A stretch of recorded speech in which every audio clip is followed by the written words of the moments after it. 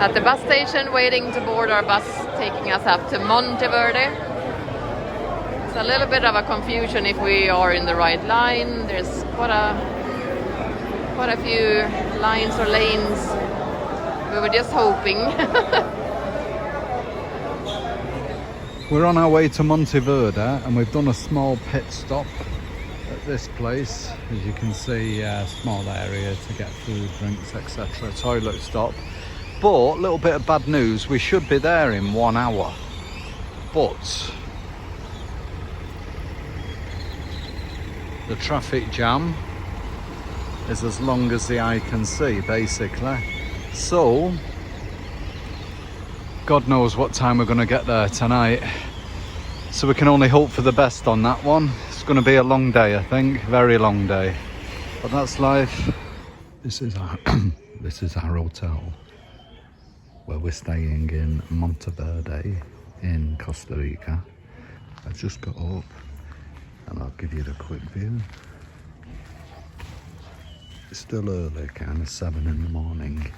Anna's still sleeping, and I think most people are, to be honest. So it's like a little kind of B&B come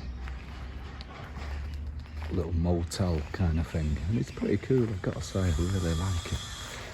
I mean, we got here late last night, well, late, probably 8:30ish last night. It was already dark and it was absolutely throwing it down, so it's hard to really sort of see and take in the place. But first impressions were good. Everyone was super friendly and that, and it seems like my first impression was like a quaint little town in Wales or in the Lake District or something. And yeah, so hopefully I won't be disappointed in the next 4 days. I think we've got 3 more nights that we're staying. It's Friday morning now, and we're staying till Monday. Oh, we plan, if we like it, maybe we stay a bit longer, yeah. But at the moment, the plan is we're going to stay till Monday. Now, yeah, sort of like quaint Swiss cottages, kind of, and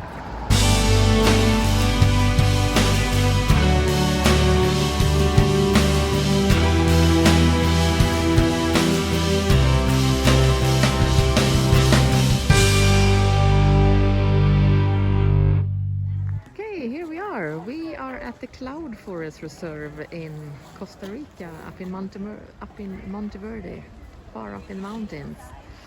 So Kelvin is standing in the queue, waiting to purchase a ticket.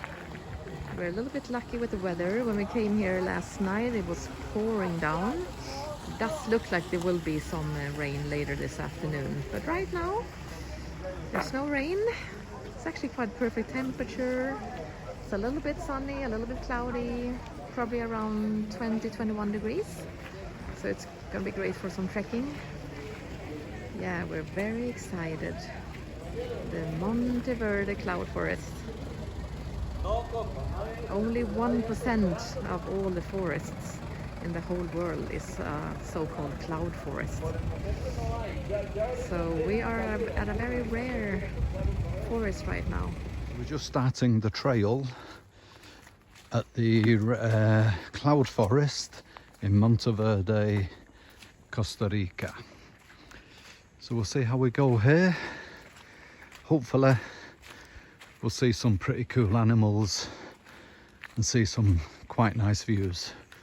We'll keep you updated, see how we go. We're getting a bit deeper in the forest now, a little bit higher, so it's starting to get a bit more misty and a bit more, I don't know what the right word is, mystical or whatever you want to call it, like, you know what I mean? It's yeah. Oh, here we go, some kind of sloth thing. Walk slowly and carefully. Here we go, Anna, you've seen one. Come here slowly.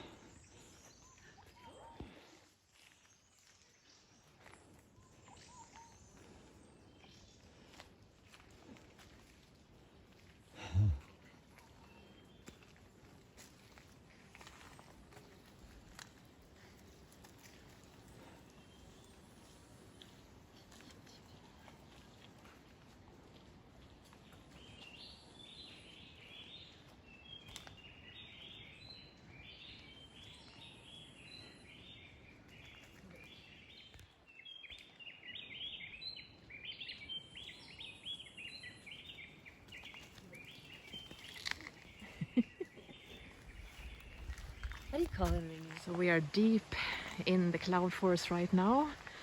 As you can see, it has that kind of misty look. And everything is so green and lush. Such a beautiful rainforest here. Yeah, we met a few great German girls that we're walking with. So they have lots of different trails here.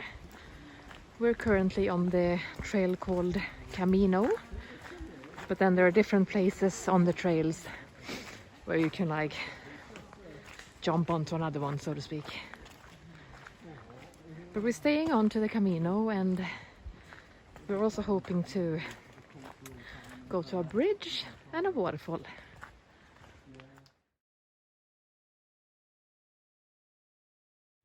Yeah, here we are standing at one of the lookout points, and as you can probably see, you can actually see the clouds moving by us. Clouds, mist, I don't really know what you would call it, but since we are up in a cloud forest, I would imagine it would be clouds then you would call it. Very, very cool. They also had another lookout point on the other side here. Everywhere they have these cute little ways between the trees that you can go. Here's another one. I mean, it's just white, can't see anything. We are literally in the clouds right now.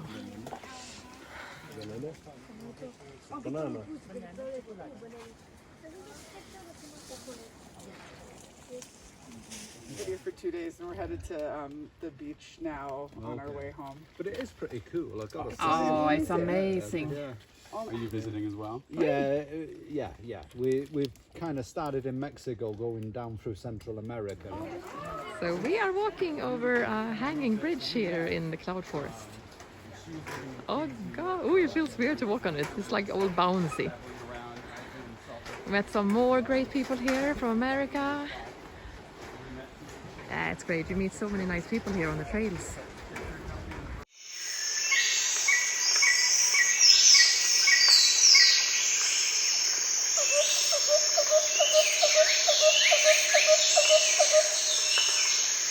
Look at this amazing tree we're coming to now.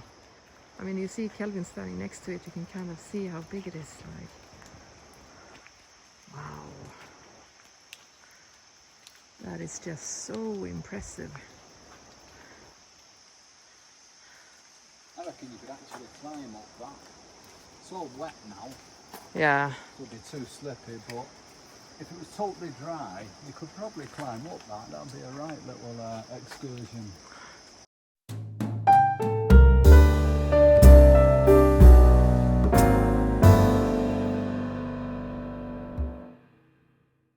And yeah, just one of the many nice little waterfalls that you see along the trail.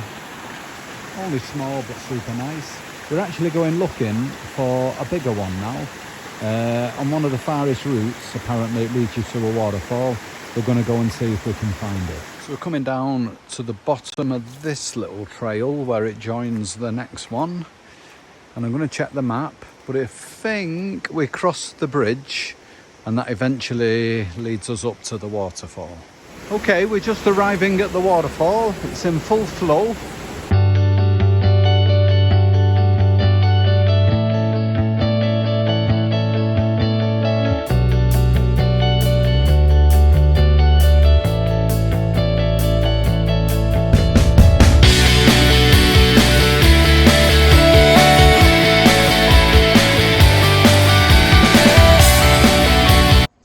So we are at the Hummingbird Cafe, or Café Colibri.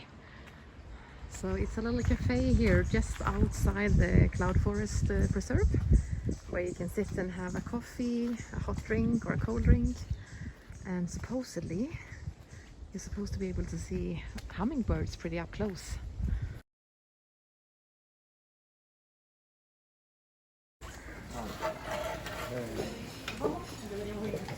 Ooh. There's another one of them little cozy animals here also. Wow. Kind of feels like a different. Fuera. get the food.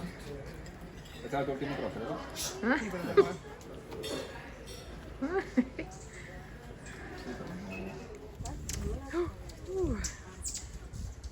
God, they are an amazing animal. Huh? Look at that blue one. Wow. How is it possible that they can do?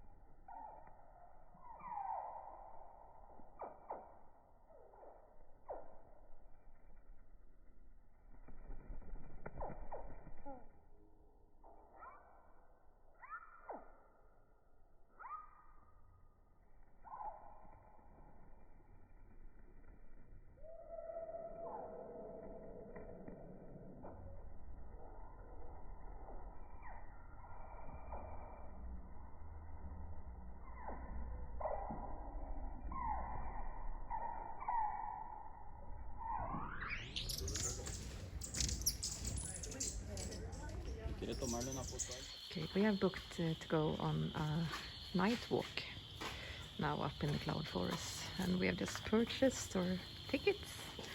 And while we're waiting, we just went into a little organic farm that the guy has who runs it. So yeah, just a nice quirky little side step to the night tour. A nice little organic farm.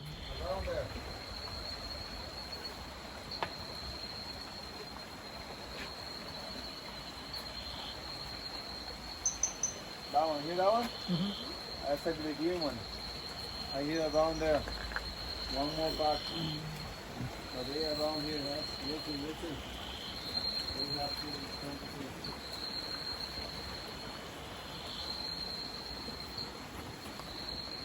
Right here on the right side, guys, if you like to see walking the sticks, right there is one.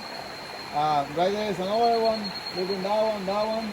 So there's many walking sticks on the right side. Many. Right here, guys. There. Walking stick. Yeah, you got it. Another one. A little walking stick. This is a blue painting hummingbird. The female is different color. They have like white chest. This is blue painting. ¿Lo viste, hermano? They don't eat the leaves. You can see in all of the leaves there you can see little ones taking a ride. Yeah, exactly. But yeah, he's taking a ride there. But it's cleaning. Actually, he's cleaning. He's cleaning And the leaf. they don't eat the leaves. They put it inside of the nest in this season, and when it's totally raining, they close the nest by inside, and they put something on the leaves, and these leaves produce a fungus. Okay, This fungus, this kind of mushrooms, is what they eat. Right. Both of our great guides continued to give us real interesting information on all different plants, animals, insects, their eating habits, mating habits, etc. This great information was backed up by their trained eye spotting things that we'd never normally see, amongst which were some spiders, bigger than I'd like to find in my bed, let me put it that way, such as this young fella here, but just when we thought they can't get much bigger, they shown us this one, the friendly tarantula. So it talks of insect with us. Yeah, exactly. I think it's a cockroach or cricket or something like that, yeah. From our hotel, we're just walking down the hill into town. Anna's seen a big row of one of her favourite plants, flowers. I think it's called potentia. So she's going over examining. But it's a really nice walk. It's a nice day, sky's blue.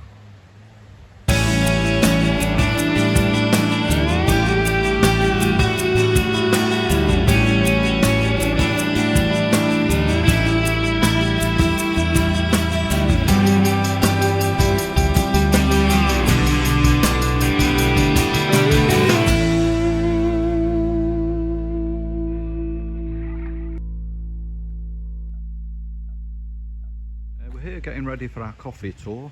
We've turned up, it's actually a 3-in-1 tour, so we do a tour of a coffee plantation, hopefully find out a bit of what goes on behind the scenes when they're making coffee. Then it's a chocolate one, same with chocolate, and then again sugarcane. So hopefully it's a 2-3 hour tour and hopefully be quite informative. We've just happily been informed that there's only us on the tour, so we've got basically a private tour, which can be great. We can ask questions and whatever, and we've had like a bit of a VIP welcome, and we're ready to go. So we're just here waiting for our guide Julio, and then we can get started. But in the gift shop I'll probably treat myself to a bit of coffee and chocolate afterwards. There were no latecomers, so me and Kelvin got the exclusive tour from our great guide Julio, a young guy who was very passionate about everything that had to do with organic farming, nature, and of course coffee, chocolate and sugarcane. He was a great guy, Julio. He had the perfect balance. He spoke great English, which was a big help, of course.